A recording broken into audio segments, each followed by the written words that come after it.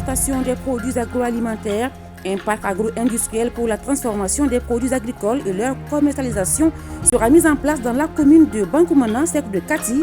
L'infrastructure s'inscrit dans le cadre d'un programme de développement qui va coûter plus de 13 milliards de francs CFA.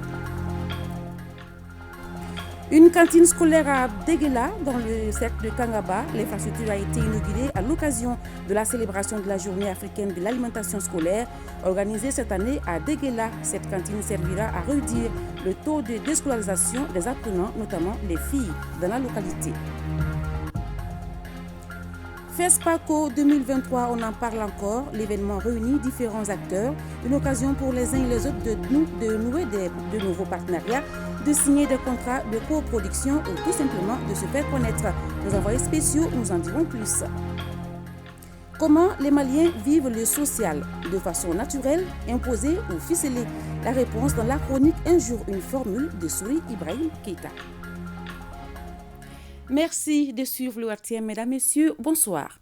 Le premier vice-président du Conseil national de transition, Assarid Aga Imbarkawan, à la tête d'une délégation, est à Bruxelles où il a co-présidé les travaux d'une réunion de la 62e session de l'Assemblée parlementaire des États de l'Afrique, des Caraïbes et du Pacifique.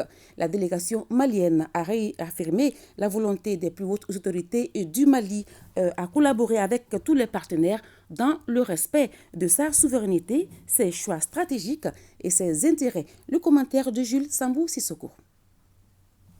Les travaux de la 62e session de l'Assemblée parlementaire OEACP et des réunions sectorielles de l'Assemblée parlementaire paritaire OEACP, Union européenne, se sont poursuivis ce mercredi 1er mars 2023 à Bruxelles par la réunion de la Commission conjointe des affaires politiques. Les travaux étaient co-présidés par Assarid Ag Imbarkawan, premier vice-président du Conseil national de transition CNT, et le député allemand Jan-Christoph Ottgen du groupe Renew Europe.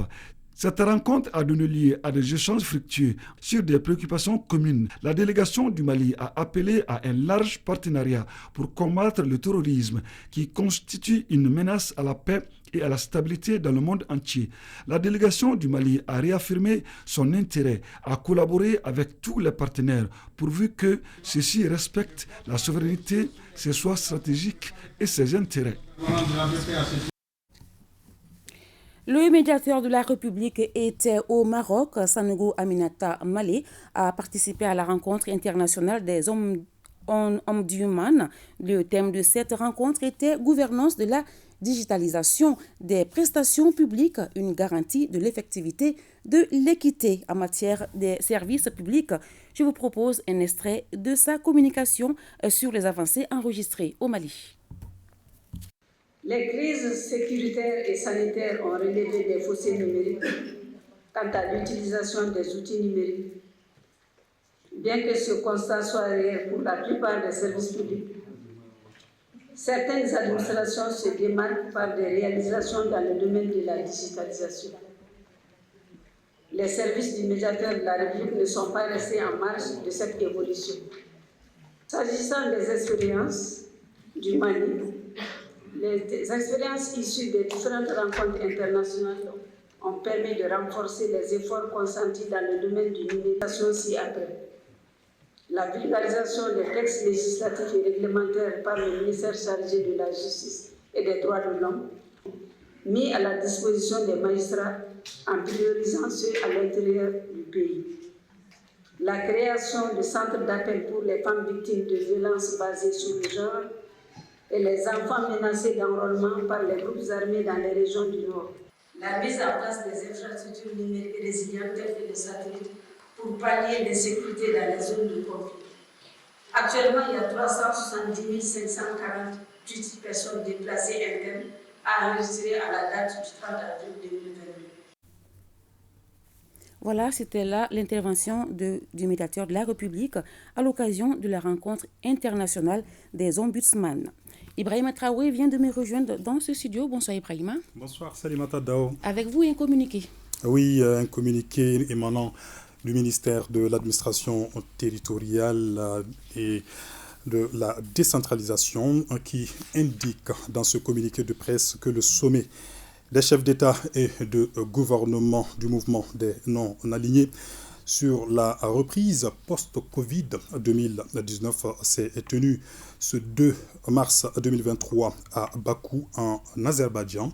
Le colonel Abdoulaye Maïga, ministre d'État, ministre de l'administration territoriale et de la décentralisation, porte-parole du gouvernement, a eu l'honneur de représenter le colonel Assimi Goïta, président de la transition, chef de l'État, à cette importante réunion sur la reprise post-Covid-19, à laquelle ont participé également plus de 70 pays et organisations internationales. Ce sommet a été l'occasion pour les États membres du mouvement des non-alliés d'établir le bilan de la pandémie, d'apprécier les efforts déployés pour faire face à la pandémie, et d'échanger sur la vision du mouvement sur la reprise post-pandémie et de saluer la place de la solidarité à l'intérieur des frontières et entre les États.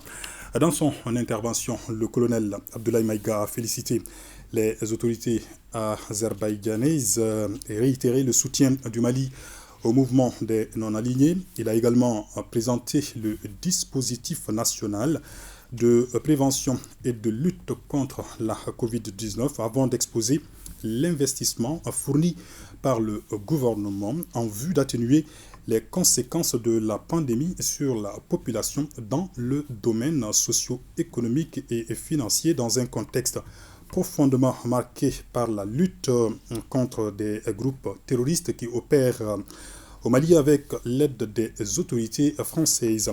En marge des travaux, le ministre d'État, le colonel Abdoulaye Maïga, a eu des échanges bilatéraux avec de nombreux chefs de délégation, notamment le Premier ministre de l'Algérie, le ministre des Affaires étrangères de la Gambie, le ministre de la Santé du Tchad et le vice-ministre de la Coopération du Burkina Faso. Il est à rappeler que le Mali assure la vice-présidence du NAM au nom du groupe africain.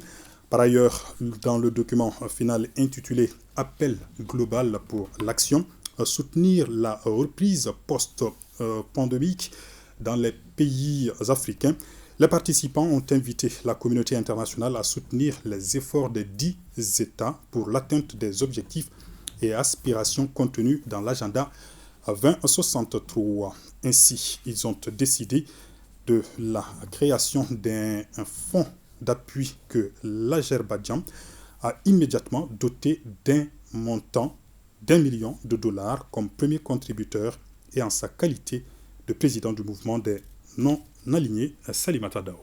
Merci, Ibrahima Traoré. 13,365 milliards de francs CFA, c'est le coût du programme de développement de la zone spéciale de transformation agro-industrielle des régions de Koulikoro et périurbaine de Bamako.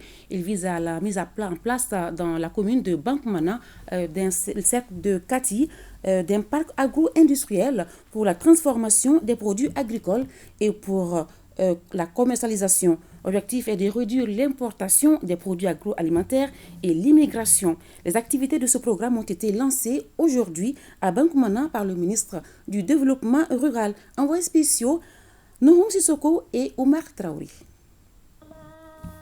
Le PDZ STACAB, programme de développement de la zone spéciale de transformation agro-industrielle des régions de Koulikoro et périurbaine de Bamako, couvre les cercles de Kangaba, Kati, Koulikoro et le district de Bamako pour une population d'1 600 000 habitants, dont au moins 79% pratiquent l'agriculture. Ce programme vise à réduire l'importation des produits agroalimentaires à travers la transformation des produits agricoles, améliorer la productivité, la production dans les filières porteuses, garantir la sécurité alimentaire et nutritionnelle. Les activités de la première phase pilote du programme ont été lancées par le ministre du Développement rural. Le parc agro-industriel va acquérir 35 unités de production et ça va générer à peu près 5 000 emplois.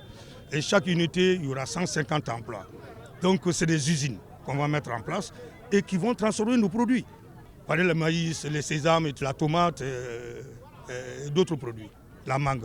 L'aménagement du site viabilisé sur au moins 164 hectares à Bankmana sur les 200 environ, 200, devra permettre de disposer d'un parc agro-industriel moderne, répondant aux standards internationaux, bien équipés pour faciliter les activités de transformation, de logistique, de commercialisation des produits agricoles par les entreprises privées. Le Mali fait face à d'importants défis de développement qui nécessitent l'intensification de la production de richesses internes et la lutte contre la pauvreté selon le ministre du Développement rural. Financé par la Banque africaine de développement, à travers les fonds africains de développement, celui du fonds d'assistance pour la transformation, le coût du programme est évalué à 13 milliards 365 millions de francs CFA pour la phase pilote de 5 ans. Au regard de la pertinence de ce projet et de la cohérence de ses objectifs avec la vision de notre politique de développement économique social, je voudrais ici inviter les acteurs impliqués dans sa mise en œuvre, et particulièrement les bénéficiaires, de s'approprier le programme et faire de ces résultats le but commun recherché. Les composantes du PDZ-STAC-KB sont l'appui à la gouvernance et aux mesures incitatives de la gestion de l'agroparc, le développement des infrastructures d'appui à la transformation agricole, l'appui aux acteurs clés des filières agricoles prioritaires, la gestion et coordination du programme. 5e session du Conseil des droits de l'homme des Nations Unies. Le chef de la diplomatie malienne s'est exprimé cet après-midi. Abdoulaye Diop a mis l'accent sur les efforts des autorités de la transition. Nous l'écoutons. Nous sommes parfaitement conscients de la responsabilité première de protection des populations civiles qui incombe à l'État. C'est la raison pour laquelle le gouvernement du Mali s'est investi à lutter contre l'impunité sous toutes ses formes, en déployant des efforts importants pour enquêter sur toutes les allégations de violation des droits de l'homme, y compris celles formulées à l'encontre des forces de défense et de sécurité maliennes, nonobstant quelques contraintes objectives qui entravent certaines procédures. Ainsi, plusieurs sessions ordinaires de la chambre criminelle du tribunal militaire de Bamako ont été organisées pour marquer l'engagement du gouvernement à respecter et à faire respecter les droits de l'homme et à lutter contre l'impunité. La dernière session en date de cette juridiction s'est tenue seulement le 21 novembre 2022 et dans le cadre du travail de ces deux juridictions, des condamnations ont également été prononcées. La détermination des autorités de la transition à veiller au respect des droits de l'homme s'est traduite au plan institutionnel par une innovation majeure, à savoir la création, par décision du Conseil des ministres du 1er février dernier, de la création de la Direction nationale des droits de l'homme, une première dans notre pays depuis son indépendance. Placée sous la tutelle du ministère de la Justice et des droits de l'homme, cette nouvelle structure viendra renforcer les dispositifs institutionnels existants en la matière. Cela s'ajoute à l'adoption de la loi fixant les règles générales relatives à la réparation des préjudices causés par les violations graves des droits de l'homme et la relecture en cours du Code pénal et du Code de procédure pénale pour, entre autres, assurer un meilleur respect et une meilleure protection des droits humains. Je puis vous assurer que le gouvernement du Mali, tout en s'opposant fermement à l'instrumentalisation de la question des droits de l'homme à des fins politiques et géopolitiques, et même souvent à des fins de déstabilisation, continuera d'œuvrer inlassablement pour leur protection et leur promotion, conformément à nos valeurs ancestrales, notamment celles contenues dans la charte de Kourou-Kanfouga, qui a été adoptée en 1236 sous l'Empire du Mali, dont je vous tiens copie ici. Une copie a été remise au haut commissaire aux droits de l'homme et je souhaite que la mission malienne puisse mettre à disposition ce document important en guise de contribution du Mali pour la promotion des droits de l'homme et la mise à échelle au plan international. Le Mali continuera aussi à respecter tous les engagements internationaux qui ont été pris par rapport aux droits de l'homme. À ce propos, je regrette la tendance persistante à la polarisation de nos échanges sur les questions des droits de l'homme et la fixation qu'en font malheureusement. Le Mali et la Guinée entretiennent de très bonnes relations. Les flambeaux allumés par les pères des indépendances des deux pays continuent d'être entretenus par les autorités actuelles. Le Mali et la Guinée, qui connaissent tous une transition politique, sont décidés à se battre ensemble pour l'intérêt des populations des deux pays. La coopération concerne plusieurs domaines, nous dit Mamari Koné dans ce dossier. Le Mali et la Guinée sont les poumons d'un même corps. Cette déclaration du président Feu Ahmed Sékou Touré est plus que jamais d'actualité. En attestent les dernières évolutions des relations entre les deux pays. On n'oubliera pas de sitôt cette visite historique du président de la transition guinéenne au Mali le 22 septembre 2022. Le colonel Mamadi Doumbouya a pris part aux festivités de notre fête d'indépendance aux côtés de son frère le colonel Assimi Goïta. Autre visite de haut niveau, celle effectuée de part et d'autre par les présidents des CNT des deux pays. Au lendemain de l'embargo imposé par la CEDEAO à notre pays, la Guinée a largement ouvert ses portes au Mali. Une délégation de haut niveau composée de plusieurs membres du gouvernement s'est rendue en Guinée. Le président de la transition guinéenne, le colonel Mamadou Doumbouya, ouvre les portes de son palais à la délégation ministérielle malienne. Le 4 août 2022, plusieurs ministres maliens prennent part au Conseil des ministres au palais Mohamed V de Conakry, une première dans l'histoire des deux pays. Les ministres maliens sont porteurs d'un message du président de la transition du Mali, le colonel Assimi Goïta, à son homologue et frère, le colonel Mamadi Doumbouya. Dans le cadre de l'approvisionnement correct de notre pays pendant la période d'embargo, la Guinée a mis son port à la disposition de notre pays. Le premier convoi transportant le coton malien prend la direction du port de Guinée. Une trentaine de camions avec à bord 1000 tonnes de coton-fibre sont mis en route. Le 12 mai, la Guinée facilite l'acheminement de 4 millions de litres de carburant. 52 citernes sont réceptionnées par la douane malienne à Kouré-Mali. Pour dynamiser davantage la coopération économique entre les deux pays, la douane malienne désigne un représentant en Guinée. En août 2022, le directeur général des douanes, l'inspecteur général Amadou Konaté, l'installe dans ses fonctions à Conakry. En novembre 2022, à la faveur des travaux de la 9e session de la Grande Commission mixte, Maliens et Guinéens renforcent le cadre juridique existant en signant 11 accords de coopération dans plusieurs domaines. En marge de ces assises, la Guinée met des infrastructures portières à la disposition des transporteurs maliens au port de Conakry. Sur le plan hydroélectrique, les gouvernements guinéens et maliens travaillent sur la construction du barrage de Foumi, un ouvrage d'intérêt commun. Sa réalisation permettra d'augmenter la capacité énergétique des deux pays. Elle apportera aussi à notre pays 90 MW supplémentaires. Sur le plan culturel, les choses bougent aussi entre Maliens et Guinéens. L'artiste chanteur Salif Keita a organisé en septembre 2022 à Kouré-Malé la première édition de la Semaine culturelle, économique et commerciale. Au centre des activités, comment fédérer la Guinée et le Mali. L'une des émissions phares de la télévision nationale Top Étoile a été également produite à Ségiri, en République de Guinée, le 28 octobre 2022. La suite de l'histoire, c'est ce samedi 4 mars 2023 au CICB autour de l'émission La Métigui.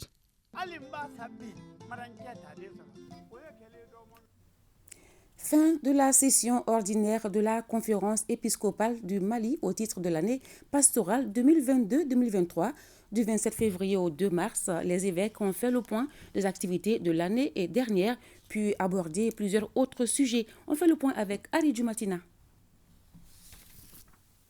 Réunis en église famille et communion fraternelle durant quelques jours, les évêques se sont d'abord félicités du démarrage du carême, qui est un moment de grâce qui pousse à la conversion pour expérimenter de façon plus profonde la nécessité de cheminer ensemble avant de mettre l'accent sur d'autres activités religieuses durant l'année écoulée. Les évêques se sont réjouis aussi du bon déroulement du pèlerinage marial national, de l'ordination sacerdotale et des vœux des religieuses dans les diocèses, du séjour du nonce apostolique qui a présenté ses lettres de créance au président de la transition, du centenaire du diocèse de Saint, de la nomination de Monseigneur Robert Cissé le 14 décembre 2022 et son ordination, intronisation La situation du pays a également été abordée par les hommes de l'Église qui invitent tous les Maliens et Maliennes à l'unité et à la solidarité. Ils se sont réjouis des progrès au niveau de la conduite des affaires du pays, l'évolution de la transition, notamment en ce qui concerne le chantier de la nouvelle constitution. Ils se sont aussi dit très préoccupés de la situation d'insécurité. Ils encouragent à continuer à œuvrer pour la paix et la stabilité en consolidant le socle du vivre ensemble dans un Mali riche de sa diversité culturelle, linguistique et religieuse. La session étant ordinairement budgétaire, les évêques ont examiné les rapports moraux, les comptes des résultats et les budgets prévisionnels de certaines structures telles que le séminaire propédétique de Campiasso 6 à Fantrela, le village Don Mario Passini de Ségou, l'université catholique, l'économie nationale et le secrétariat de la conférence épiscopale. Aussi, ils se sont intéressés à certaines questions relatives au pèlerinage national, à SCF TV, à l'enseignement catholique, aux commissions et secrétariats de la conférence épiscopale, à la participation du Mali aux Journées mondiales de la jeunesse prévues à Lisbonne au Portugal fin juillet et début août 2023. Des prières et bénédictions ont aussi été formulées à l'intention des défunts, notamment pour les prêtres décédés, sans oublier les otages privés de leur liberté. Au terme de cette deuxième session ordinaire de la conférence épiscopale du Mali, au titre de l'année pastorale 2022-2023, les évêques affirment leur foi en la présence salvifique du Seigneur auprès du peuple malien. Une très bonne nouvelle au niveau de l'abattoir frigorifique de Sabali-Bougou-Kourani. Une somme importante d'argent sera investie dans l'extension et sa rénovation pour le transport de la viande au niveau des différents marchés de la capitale. L'information est donnée ce matin au cours de la 11e session du comité de pilotage de l'abattoir. On fait le point avec Alpha Maïga. Qui d'entre vous ne consomme pas de la viande et surtout la viande de qualité? Les administrateurs en charge du domaine visitent ici l'abattoir frigorifique de Sabali-Bougou où s'effectue l'abattage des animaux. Dans la même dynamique, ils sont réunis à la faveur de la 11e session du comité de pilotage de l'abattoir frigorifique. Ils échangent sur ce qui doit être fait au titre de cette année 2023. Je donne la bonne nouvelle aux Maliens. L'État et les partenaires vont investir ici pour agrandir et pour rénover, pour que l'abattoir de Sabali-Bougou puisse répondre aux normes internationales, pour que la viande, aujourd'hui, nous puissions abattre nos animaux ici et puis vraiment exporter la viande. Les plus hautes autorités vraiment du pays veulent que ce centre soit vraiment un centre pilote en matière de production de viande. Et nous y sommes. Et je crois que vraiment, comme action en 2023, cet objectif vraiment sera atteint. Aussi, au cours des travaux, il est question des résultats enregistrés au cours de l'année écoulée, mais aussi les contraintes. Nous avons produit plus de 9000 tonnes de viande et nous avons fait des investissements qui ont concerné l'adduction d'eau, qui ont concerné l'équipement sur le plateau technique. Jusqu'à 17%, nous avons eu à faire de l'investissement pour le fonctionnement de l'abattoir. Les difficultés sont vraiment ce que les gens font des abattages clandestins. Le transport, tout le monde le sait, on ne se cache pas, c'est que le transport de la viande, ce n'est pas fait de façon commode, parce que souvent on voit la viande sur des motos, on voit la viande sur des tricycles et autres là qui ne sont pas aménagés. Donc aujourd'hui, avec ce projet dont je viens de parler, tout cela sera un vieux souvenir. Il y aura des véhicules pour le transport, 6 véhicules pour le transport de la viande à travers Bamako et environ. Et bien sûr, pour le relais, il y aura des tricycles aménagés qui vont vraiment transporter aussi la viande dans d'autres plus en profondeur. L'abattoir frigorifique de Sabali-Bougou a été créé en 2003. Il est situé dans la commune rurale de Kalabankoro, dans la région de Koulikoro. Le groupe scolaire de Déguéla, commune rurale de Minindjan, cercle de Kangaba, dispose désormais d'une cantine scolaire. Sa mise à disposition au comité de gestion scolaire s'inscrit dans le cadre de la célébration de la journée mondiale africaine de l'alimentation scolaire, délocalisée cette année dans cette localité. On fait le point avec Fademba Keita. Après avoir mis la nouvelle cantine scolaire de Déguéla et les kits d'ustensiles de cuisine à la disposition des autorités locales pour le comité de gestion scolaire, le ministre de l'Éducation nationale, les partenaires du département, les autorités politico-administratives et scolaires et les notabilités du cercle dégustent en compagnie des élèves les premiers repas préparés. L'offre inattendue faite lors de la célébration de la 8e édition de la journée africaine de l'alimentation scolaire par l'État et ses partenaires est vivement appréciée par les autorités scolaires de la région de Koulikoro. L'objectif général est de donner plus de visibilité à l'alimentation des cantines scolaires pour plus d'enfants scolarisés. La relance de l'économie locale, la promotion des aliments nutritifs pour des écoliers en créant une force puissante afin de nous rapprocher de notre objectif commun. Une faim zéro dans le monde. L'Union européenne, le programme alimentaire mondial PAM, Catholique Relief, Éduco et autres tiennent à la pérennisation des dites cantines. Nous appelons les acteurs à affirmer leur leadership dans la gestion des cantines scolaires, dans la gestion des ressources allouées aux cantines scolaires. Parce que la cantine scolaire développe l'école, donc développe une nation. À la lumière des bienfaits de l'alimentation scolaire et son importance capitale pour les enfants, le programme alimentaire mondial et les partenaires continueront d'appuyer les efforts du ministère de l'Éducation nationale en faveur de la réouverture des écoles. Les équipements et résultats engrangés motivent le gouvernement de la transition à investir cette année près de 6 milliards de francs CFA dans l'alimentation scolaire, dévoile la responsable du département de tutelle. En 2023, la situation de l'alimentation scolaire se présente comme suit.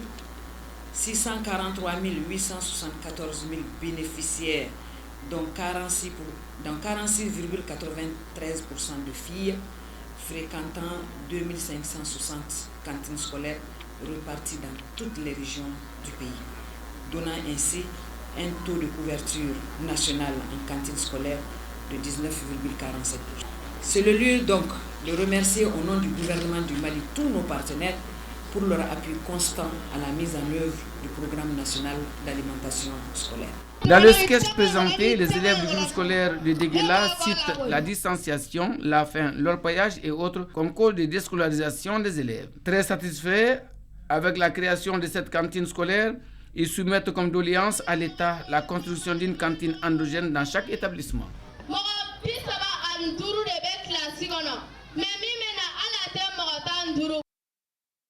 Tenue de la 9e session ordinaire du comité de pilotage du projet d'appui à la compétitivité de l'économie malienne. Nouroum Sissoko nous donne plus de détails.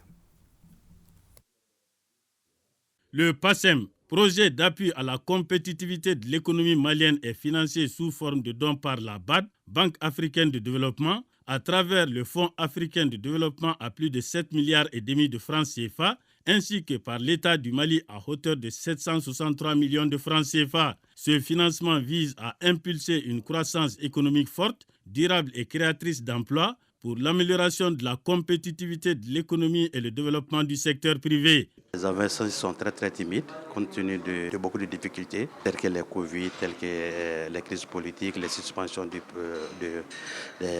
financement par les partenaires qui ont eu un impact sérieux sur le bon déroulement du projet. Une évaluation à mi-parcours a amené les partenaires financiers à prolonger le projet de 10 ans qui devait être clôturé le 31 décembre 2022, mais qui a été amené au 31 décembre 2024. En avril 2022, le taux de décaissement était de 13,30% et malgré les progrès constatés à travers les réactions de la BAD sur les dossiers qui lui ont été soumis, ce taux n'a pu progresser que de 0,29%. C'est ainsi qu'un PTBA qui révisait à la baisse le taux de décaissement global de 44,99% à 40,24% a été jugé pertinent pour l'année 2022. Ce taux de décaissement du PTBA 2022 est seulement de 19,70%, qui est en deçà de la prévision révisée. Les membres du comité examinent également le plan de travail et le budget de 2023 qui doivent permettre au projet d'atteindre sa vitesse de croisière avec un décaissement d'au moins 48% au 31 décembre 2023. Dans le contexte actuel de l'évolution du projet, force est de constater que malgré la prorogation de 2 ans du projet, certaines activités clés ne pourront pas être réalisées dans le délai restant du projet. Les principaux bénéficiaires du PACEM sont les PME-PMI du secteur élevage et de la filière bétail-viande pour l'exportation. Les acteurs non étatiques, la société civile et le secteur privé sont des bénéficiaires indirects. Plus de 464 millions de francs CFA, c'est le budget prévisionnel 2023 de l'Agence malienne d'assurance qualité de l'enseignement supérieur et de la recherche scientifique. Ce projet de budget doit être validé par les administrateurs au cours de la 5e session ordinaire de la structure Batraouri. L'année 2022 a été marquée par des difficultés au plan de l'exécution budgétaire à l'AMACSUP, l'Agence malienne d'assurance qualité de l'enseignement supérieur et de la recherche scientifique. L'AMACSUP n'a pu bénéficier que de 15% de son budget pour le premier semestre. Et pour le second semestre, tant bien que mal, on a pu accéder à quelques crédits, mais qui ne nous permettaient pas vraiment de faire notre plan de nation, de faire notre cœur de métier. Donc c'était dans l'ordre de 139 millions l'année dernière, en 2022. Ces difficultés devront être surmontées grâce à un budget prévisionnel en hausse pour l'année qui commence. Le budget de l'exercice 2023, tel que libellé, est équilibré en recettes et en dépenses à 464 972 000 contre 455 689 000 en 2022. Cette enveloppe budgétaire vise particulièrement à renforcer le développement institutionnel et l'ancrage opérationnel de l'AMACSUP en matière de conduite des évaluations pour lesquelles elle a d'ailleurs pris beaucoup de retard. Le mandat de Mamadou Keïta comme PCA de l'AMACSUP arrive à terme. Il a saisi l'occasion pour saluer les administrateurs par rapport au soutien dont il a bénéficié pour la réussite de sa mission.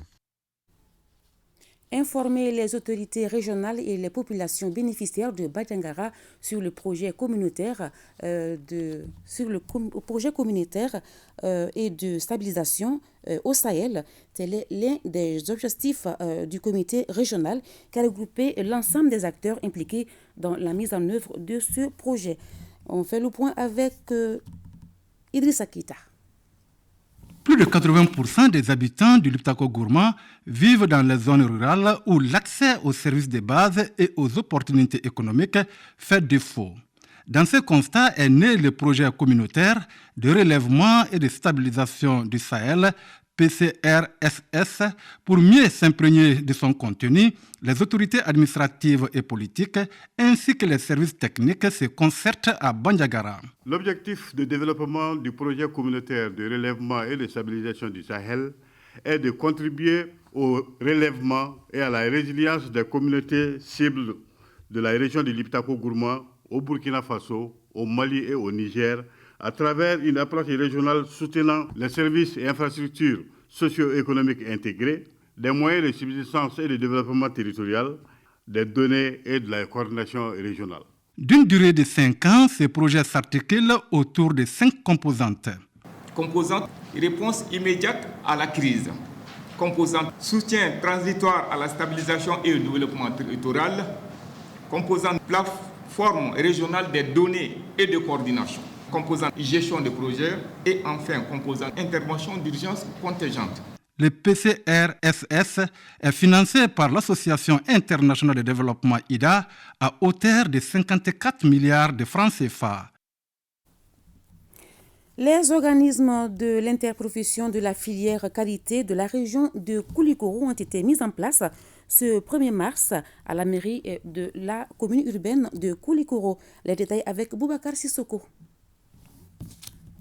Dans le but de booster la production et la qualité des produits issus de karité et accompagner les acteurs et actrices de la filière, le projet cadre intégré renforcé au Mali a jugé nécessaire de les regrouper en fédération. Les 3 fêtières de la région de Koulikoro ont été mises en place ce matin.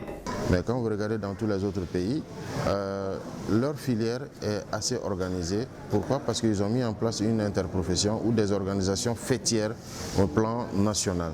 Donc c'est pour appuyer les acteurs à la fin de ce projet, pour que ces acteurs aient une fêtière nationale qui pourrait défendre leurs intérêts, qui pourrait faire le combat de la filière. Les acteurs de la filière Karité dans la région de Koulikoro sont venus de tous les cercles pour mettre en place leur fêtière. Les élections se sont déroulées dans la transparence et le consensus. Nous allons redoubler d'efforts pour améliorer la production du beurre de karité. Ce sont les dividendes tirés de l'extraction du beurre de karité qui m'ont aidé à trouver les trousseaux de mariage de mes filles.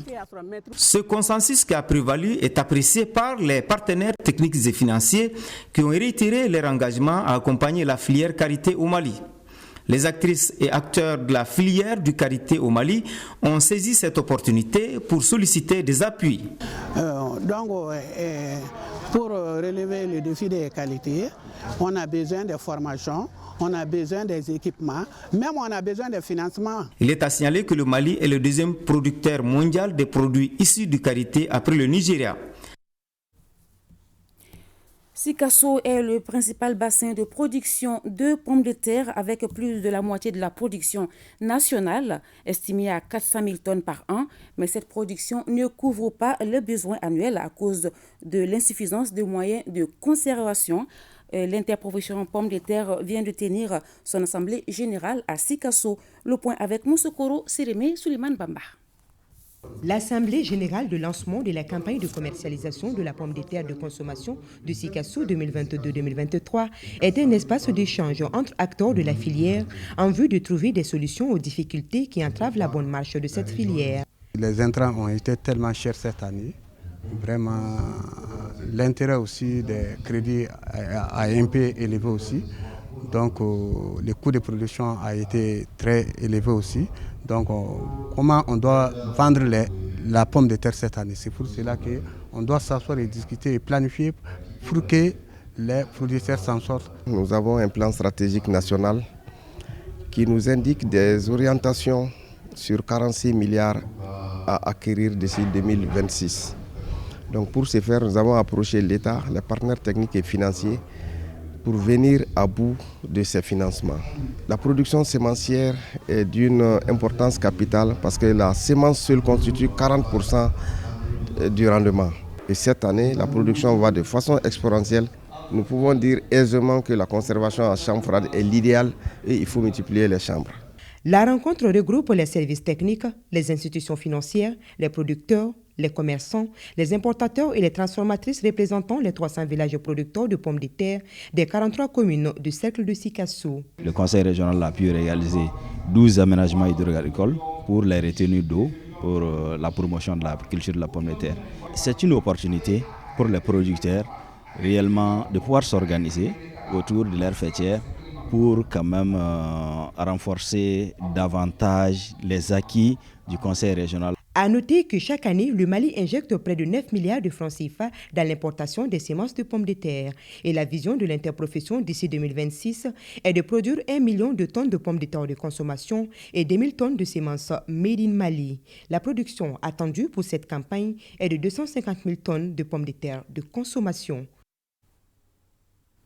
Le commandant de la région militaire numéro 7, chef secteur 2 de l'opération Maliko, le colonel Abdou Sambasila, vient d'offrir des pieds de plan aux populations de Bourem. Le geste vise à lutter contre la désertification et accompagner les populations dans leurs activités de reboisement.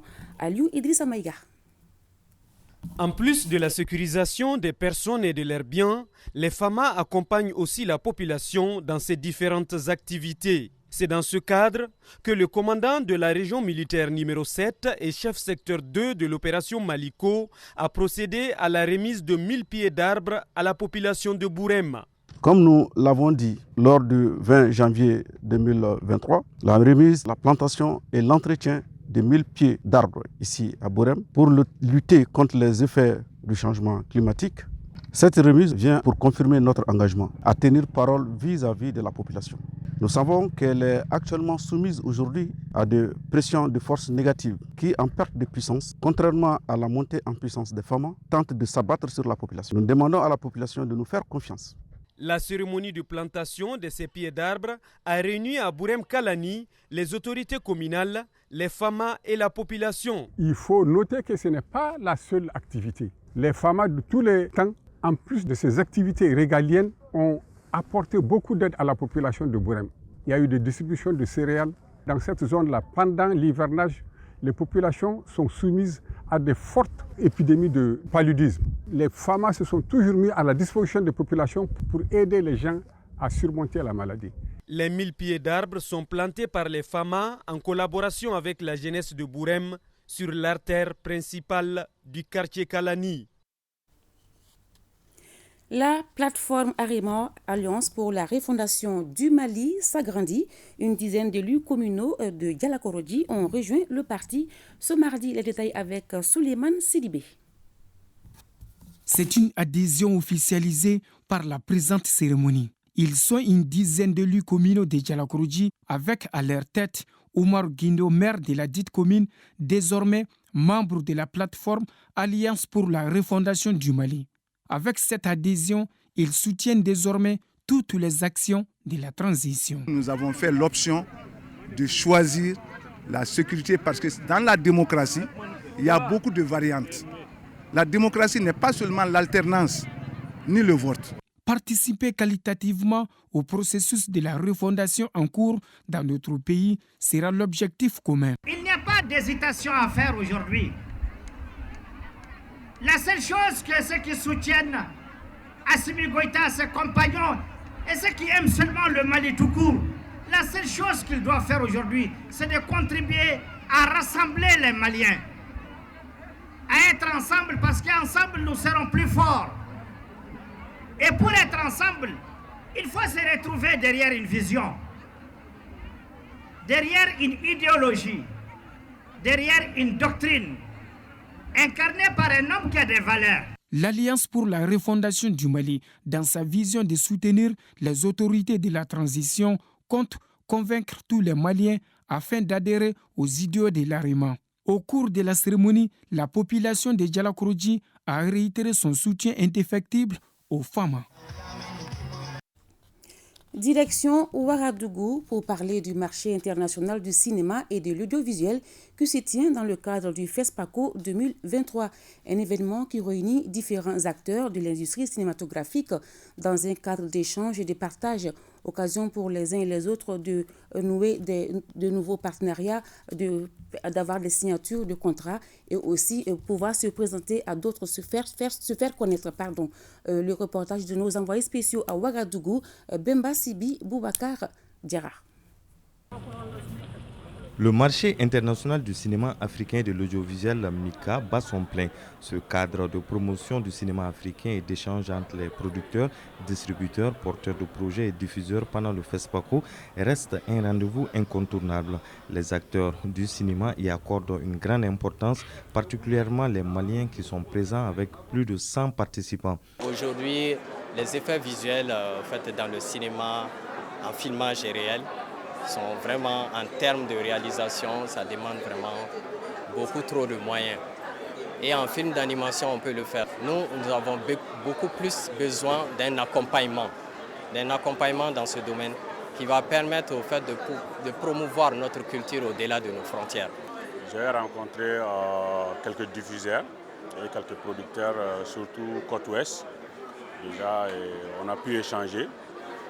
J'ai déjà un court-métrage, on a vu ensemble, donc ils sont intéressés. Et aussi on a un projet de série, actuellement qui est Décembre 23. Donc on les a fait part du projet, ils sont intéressés. En termes de production, nous sommes ici pour déjà faire des contacts, rencontrer de nouvelles personnes qui sont aussi dans le domaine, essayer de, pourquoi pas, avoir des projets de coproduction, discuter avec les gens et voir les différentes alternatives que nous pouvons avoir. Et cela pour tous les producteurs parce que ici vous avez tout confondu. Le MICA de cette édition est placé sous le signe de la relance du cinéma malien par les autorités cinématographiques. L'objectif est de donner au 7e art malien son lustre d'antan. Le MICA, c'est la tribune des rencontres professionnelles. Les rencontres B2B se jouent ici. Et le Mali est présent avec un très grand stand déjà qui se veut l'expression de notre ambition vis-à-vis de la relance du cinéma malien. Le stand aussi est grand pour permettre à tous les cinéastes maliens, les acteurs, les sociétés de production, les réalisateurs de pouvoir faire leur rendez-vous. Les responsables du CNCM sont conscients que tout succès sur ce marché doit être adossé à une vision ambitieuse nationale. C'est pourquoi plusieurs chantiers sont en cours, notamment la formation, la production de qualité, la distribution ou encore la dynamisation des salles de cinéma. L'objectif final est de mettre en place une industrie cinématographique malienne forte. 72 personnalités de divers horizons ont planché pendant 15 jours sur l'avant-projet de la nouvelle constitution. À l'issue des travaux de la commission de finalisation, un projet de constitution a été remis au président de la transition. L'invité de la semaine s'intéresse aujourd'hui à cette dernière mouture du projet de loi fondamentale du Mali. Selon Boubacar Sow, le rapporteur de la commission, plus d'une soixantaine d'amendements ont été apportés au texte. Je vous propose de l'écouter au micro de Yaya Konaté. Le texte de l'avant-projet n'a pas du tout été maintenu comme tel. En fait, si vous voyez, il y a plus de 60 amendements qui ont été abordés au texte, des amendements de forme, mais quelquefois aussi des amendements de fond. Des articles entiers ont été supprimés.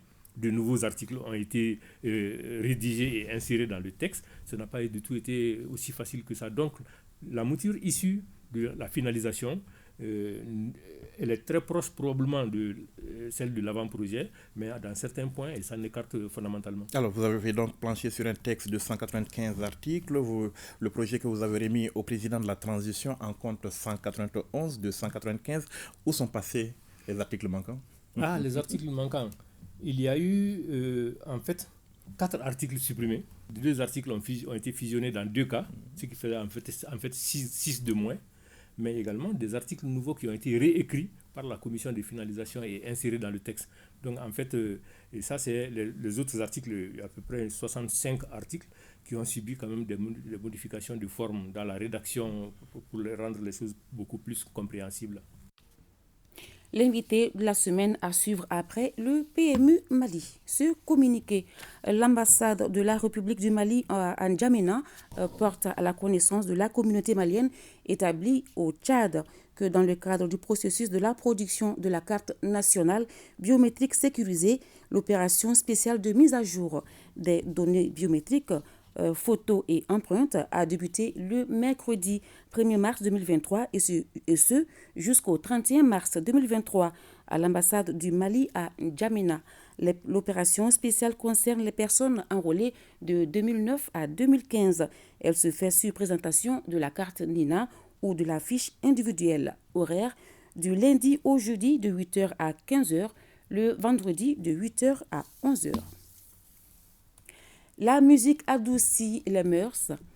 L'entraide sociale rend moins lourd les fardeaux psychologiques, physiques et matériels.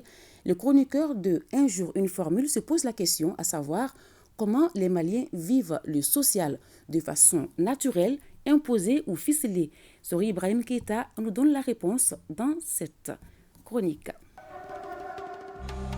Le travail ennoblit l'homme, a-t-on coutume de dire. Au Mali, la formule s'avère certes, mais il s'en est ajouté une autre, tout à fait inédite, paradoxale. Le social tue.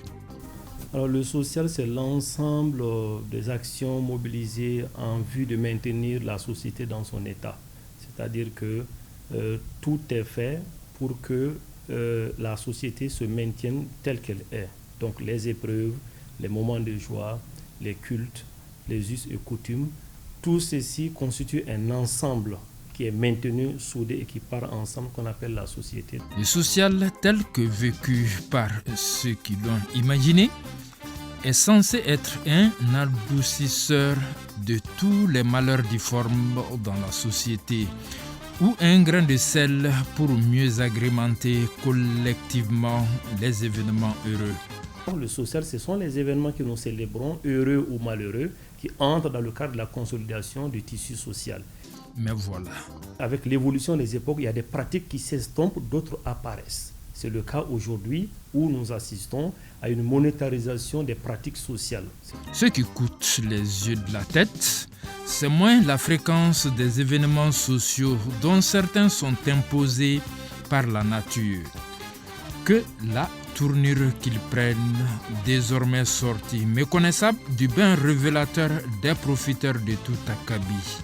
Vous pouvez vous transporter, vous présenter sur un lieu de décès, sur un lieu de naissance, un lieu de mariage, mais s'il n'y a pas de mobilisation financière, votre déplacement est considéré comme incomplet. Vu l'apparition de phénomènes nouveaux, eh bien, le côté humain ou le côté tout simplement coutumier ou rituel tend à disparaître au profit du côté financier et matériel. En termes d'avenir, je pense que ça pose plus de problèmes que ça n'en résout. C'est-à-dire que pour ce qui concerne la gente féminine, par exemple, les femmes profitent de ces occasions pour en faire des scènes de compétition sociale. À la longue, la pauvreté, n'est-ce pas, va s'accentuer. C'est un véritable problème. Chacun doit mettre du sien. On ne peut pas l'interdire, mais il faut sensibiliser pour mettre fin, en tout cas pour que ça s'estompe de façon progressive. On ne peut pas vivre dans une société de paraître, parce que c'est ça notre cas. Nous sommes dans une société de paraître où le paraître bien est plus cher à nous que notre propre bonheur intérieur. Le social au Mali, vous n'avez vu ici que la partie émergée de l'iceberg. Ce dossier, inexorablement, est loin d'être bouclé dans la chronique du jeudi. Point Covid. Ce 2 mars 2023, les services de santé ont enregistré 11 cas positifs sur 178 tests réalisés, 19 patients guéris, 0 décès. Actuellement, 75 personnes sont sous traitement. Pour vous protéger et protéger les autres, suivez les mesures de prévention et faites-vous vacciner. Ainsi prend fin ce journal. Retrouvez demain, 13h, Abdoulaye Sako à 20h, Fousseni Tunkara et Abdul Karim Kaba sera là à 23h pour vous informer. Merci et bonne suite de programme.